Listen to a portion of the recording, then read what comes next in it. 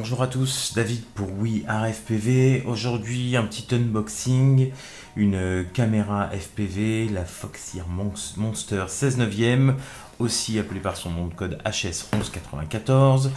Dans un premier temps, je vais vous faire juste un petit unboxing et vous donner mon premier sentiment sur la caméra avant de l'avoir essayé. Ensuite, je vais la monter sur ma frame et aller faire une petite vidéo comparative avec la Eagle, qui est aussi une caméra en vogue en ce moment, qui est aussi en 16 neuvième, qui est un petit peu plus chère que celle-là. Celle-là vaut 40 €.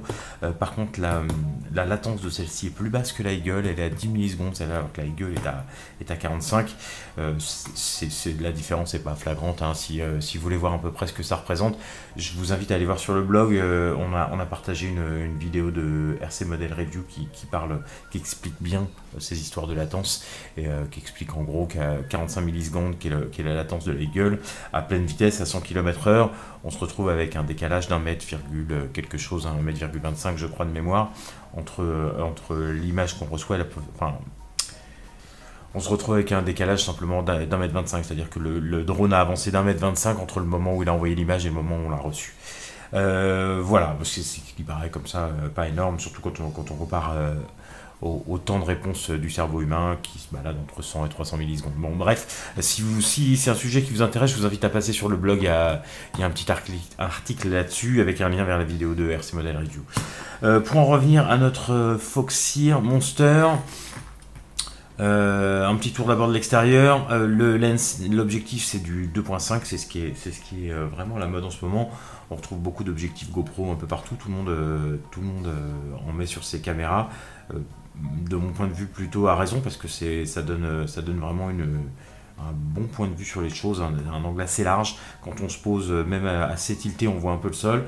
C'est plutôt pas mal. Ça a été lancé par Mr. Steve, qui a lui-même repiqué l'idée de notre ex-champion du monde anglais, le petit jeune à Banyu UK. Donc c'est le même type d'objectif, peut-être avec un fauve un petit peu moins large. En termes de ligne, on est à 1200 TVL. Le voltage que c'est capable de prendre, ça monte jusqu'à 22 volts, donc on peut mettre du 4S. Bien sûr, il est préférable de passer par un bec toujours, hein, ça évite les soucis. Et c'est PAL NTSC, donc dans notre cas, en Europe, plutôt PAL.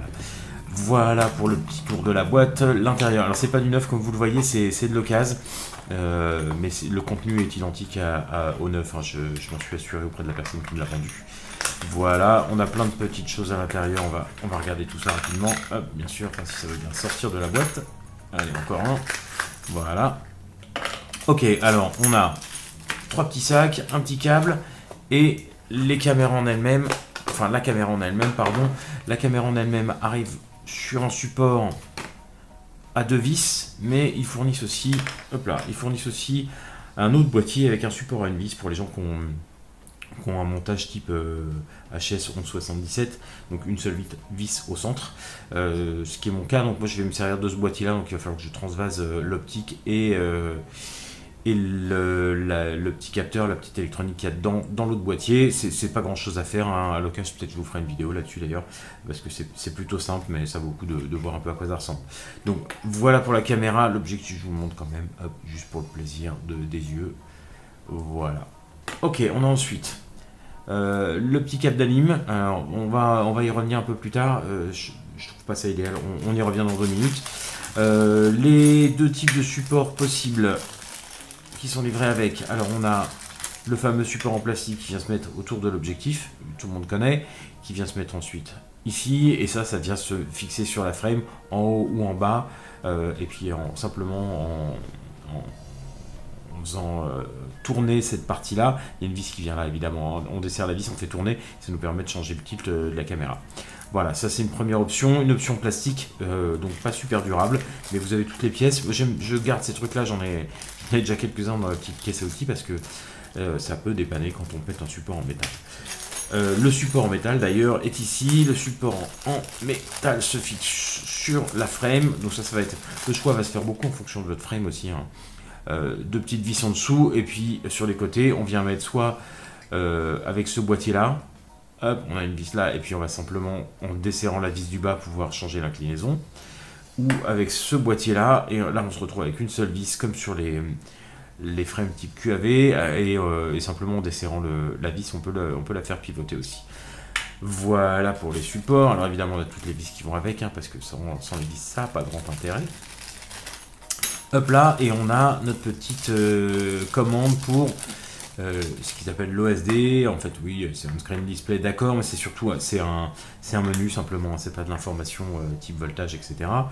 Vous remarquerez qu'à l'arrière, il y a un seul connecteur. Alors, s'il vous plaît, messieurs de Foxeer, mettez-nous 2 connecteurs, un pour l'OSD et un pour la caméra, parce que c'est quand même bien plus pratique que ce petit truc là qui nous oblige à garder ce petit fil qui se balade dans la frame, et si jamais on perd ça ou si jamais ça passe dans une hélice, on est embêté. Donc voilà, franchement ma préférence va à deux connecteurs, un qui bouge jamais et qui est relié et qui est soudé directement, signal plus moins, et puis un qui est vers l'OSD.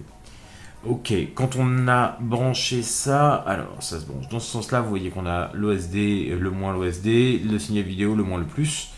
Hop, je vous branche pour que vous voyez à peu près.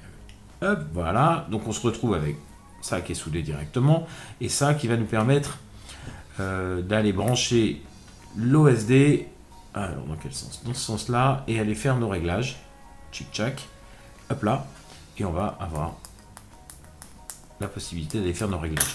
Je vais garder la caméra dans ses réglages par défaut pour l'instant parce que, comme je vous l'ai dit en début de vidéo, on va vous faire une petite vidéo comparative entre celle-ci, la Monster 16/9 et la Eagle 16/9. 16/9 c'est un peu à la mode en ce moment. Personnellement j'aime bien, je vole avec un Quantum pour l'instant et puis je compte passer au Dominator V3 assez rapidement, et le 16/9 je trouve ça plus agréable pour voler, même si d'autres auront un autre point de vue, notamment pour le 4 tiers vous donne une vue plus avant-arrière, et quand on pilote et qu'on essaie d'aller vite, la vue verticale est intéressante. C'est intéressant d'avoir un peu plus de verticale, ce que je comprends complètement. Moi j'aime bien le côté 16/9, c'est un peu comme au cinéma, c'est plutôt sympa. On est habitué en fait à ce format maintenant depuis quelques années. On est tout sur du 16/9, les films, voilà. Donc voilà, c'est ma préférence personnelle, et je suis pas le seul puisque ça commence à se développer un petit peu. Donc je vous disais 16/9 pour celle-là, 16/9 pour la Eagle, on va les comparer et on va vous faire une petite vidéo avec notre point de vue, les deux avec les réglages par défaut, comme ça vous pourrez vraiment vous faire une idée sur ce que ça donne out of the box, comme on dit, juste en sortant de la boîte. Voilà, petit unboxing de la Foxeer Monster. On revient vers vous avec une deuxième vidéo relativement rapidement, en tout cas je l'espère. Si vous avez aimé, vous n'hésitez pas à liker, même c'est bien si vous likez, voilà, si vous n'aimez pas, vous likez pas, vous faites comme vous voulez. Vous vous abonnez, vous partagez si vous en avez envie, ça aide la chaîne et ça nous aide, ça nous motive à fournir du contenu régulièrement. Voilà, merci beaucoup d'avoir suivi cet unboxing, et à très bientôt sur la chaîne. David pour We Are FPV.